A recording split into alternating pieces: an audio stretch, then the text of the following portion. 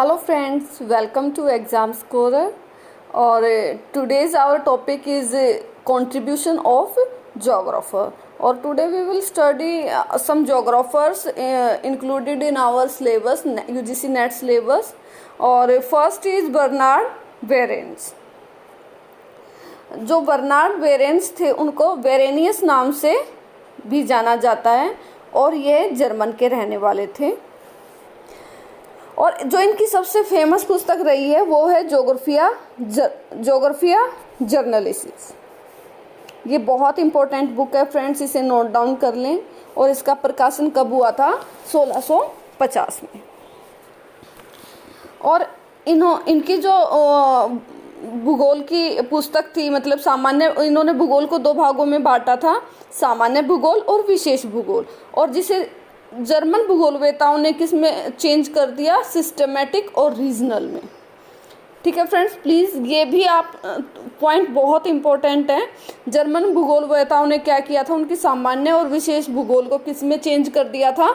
Systematic and regional में। बेरेनियस पहला विद्वान था जिसने क्या किया? द्विभागीकरण किया। बेरेनियस ने सामान्य भूगोल को निम्न भागों में विभक्त किया।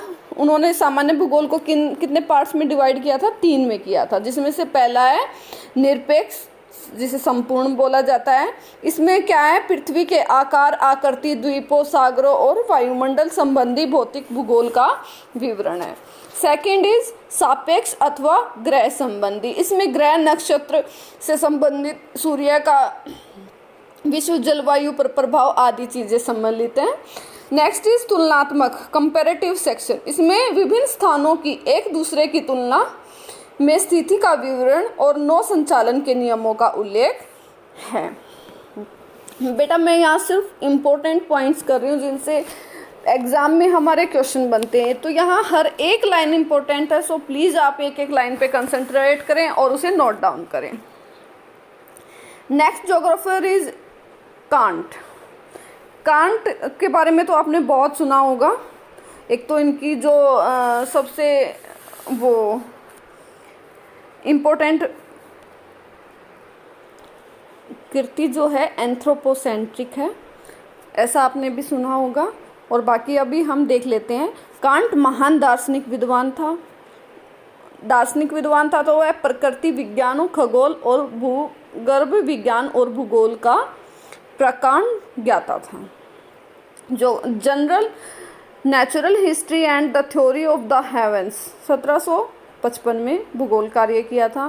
Critics of pure reason, critics of judgement and anthropology, very important. Anthropology exam में पूछा जाता। और ये किसकी थी? कांट की। और इसके बाद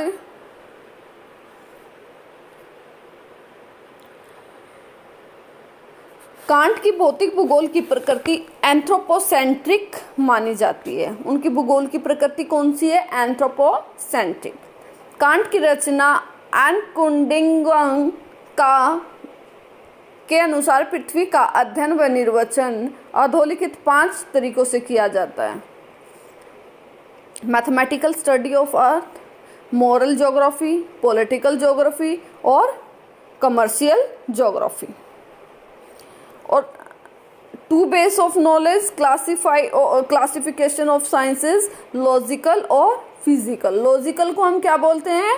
सिस्टमैटिकल। और हम फिजिकल को क्या बोलते हैं? Historical. Clear? Next is Alexander von Humboldt. German भूगोलवेता था। इन्हें वर्तमान व आधुनिक भूगोल का जन्मदाता कहा जाता है। मॉडर्न ज्योग्राफी के भूगोलवेता कौन है? Alexander von Humboldt. इनके अनुसार फिजिकल ज्योग्राफी ही आधुनिक भूगोल है। बेटा प्लीज ये पॉइंट नोट कर ले, बहुत इंपॉर्टेंट है। हम्बोल्ट ने क्लाइमेटोलॉजी में समताप रेखाओं का प्रयोग किया था। क्वेश्चन आता है क्लाइमेटोलॉजी में समताप रेखाओं का सबसे पहले प्रयोग किसने किया था? हम्बोल्ट ने किया था। Please note down. Air pressure के बारे में बताया कि ऊंचाई बढ़ने के साथ वायुदाब कम होता है या परिवर्तन होता है। बायोलॉजिकल ज्योग्राफी, बॉटनी और पादप भूगोल की रचना की। सुजामाहंग की अवधारणा का प्रस्तुत किया। सजीव निर्जीव घटनाओं के अक्षेत्र में संगति व सामंजस्यता है। हम्बोल्ट ने लैटिन अमेरिका की यात्रा की और दक्षिणी अमेरिका के पश्चिम में चलने वाली धारा को हम्बोल्ट धारा कहते हैं। क्यों कहते हैं? क्योंकि इस धारा का पता किसने लगाया था? सबसे पहले हम्बोल्ट ने। ओरिनिको नदी को अमेजन की सहायक नदी बताया। हम्बोल्ट ने पनामा संधि को काटकर पनामा नहर बनाने का सुझाव दिया, जो इनकी कॉस्मोग्राफी बुक है, स्टडी ऑफ यूनिवर्स। बहुत इंपॉर्टेंट है बेटा, पेपर में आती है कॉस्मोग्राफी हम्बोल्ट। आप रट लो इस चीज़ को, बहुत इजी है। हम ग्रेजुएशन लेवल पे हम 11th-12th में इस चीज़ को स्टडी करने लग जाते हैं। तो कॉस्मोग्राफी कोई वो कॉस्मोस जो इनकी बुक है वो किसकी है? हम्बोल्ट की है। इन्होंने 7 कंसेप्ट दिए थे, जिनमें से क्या है? पृथ्वी के तल की संकल्पना मानवीय निवास के रूप में, संसार के स्थानिक वितरणों का विज्ञान, सामान्य भूगोल ही फिजिकल ज्योग्राफी है, भूगोल संबंधों का अध्ययन है, सांसारिक परिघटनाओं की समझ, भूगोल में परिघटनाओं की विषमता, प्रकृति में एकता। वेलेसियस झील की स्टडी की। हम्बोल्ट को आखिरी महान पॉलीमैथ्स किसे कहा जाता है? हम्बोल्ट को। प्लीज नोट डाउन कर लो, पेपर में पहले भी आया है। Next is रीटर। का तो एक बहुत ही फेमस जो है डेफिनेशन कि ज्योग्राफी जो है कुर्सी पर बैठकर या एक कमरे में बंद होकर पढ़ने का विषय नहीं है। ये बेटा ये कह लो आज तक है ना, कम से कम 10 बार नेट के पेपर में आ चुकी है कि ये डेफिनेशन किसकी है। भूगोल एक बंद कमरे में एक कुर्सी पर बैठकर पढ़ने का विषय नहीं है। ये किसका है? ये रीटर का है। चलो अभी और पढ़ते हैं रीटर के बारे में। जर्मन भूगोलवेता था, भूगोल का पहला प्रोफेसर था। हम अभी जो पढ़ रहे हैं सभी जर्मन भूगोलवेता ही हैं। हम्बोल्ट फिजिकल ज्योग्राफर था, जबकि रीटर का दृष्टिकोण मानवीय था। यह ईश्वरीयवादी प्रयोजनवादी था। इसके मानव व इन्वायरमेंट में स्टडी की।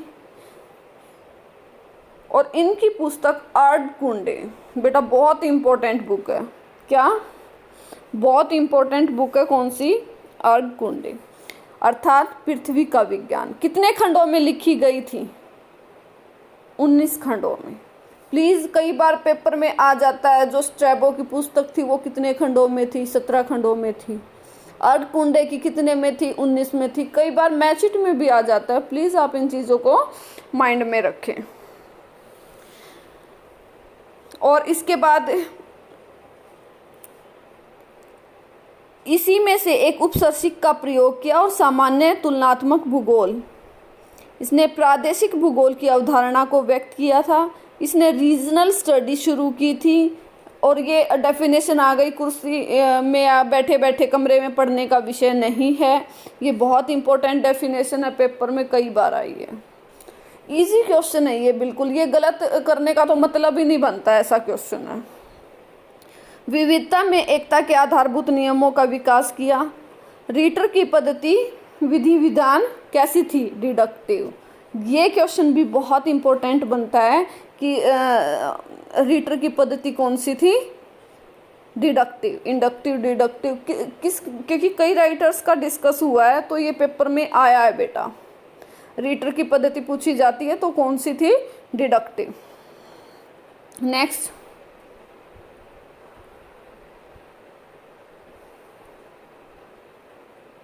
नेक्स्ट, इज हार्टशॉन और सेफर।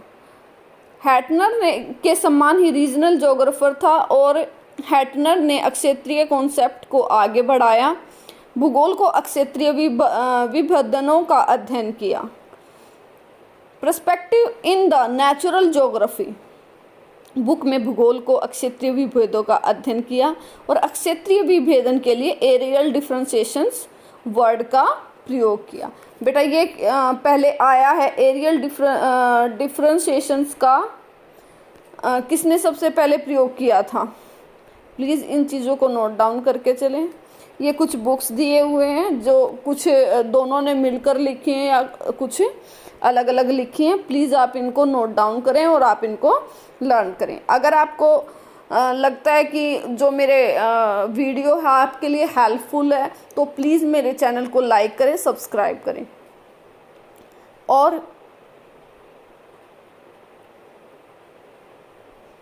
Thank you.